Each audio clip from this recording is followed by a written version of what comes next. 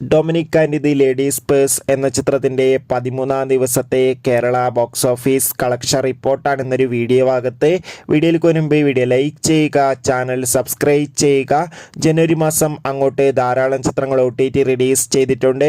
ഫെബ്രുവരി മാസം ഇനി OTT release ചെയ്യുന്ന ചിത്രങ്ങളുടെ വീഡിയോ നമ്മുടെ ചാനൽ ഭാഗം പരിശോധിച്ചാൽ നിങ്ങൾക്ക് കാണാൻ വേണ്ടി സാധിക്കുന്നതായിരിക്കും.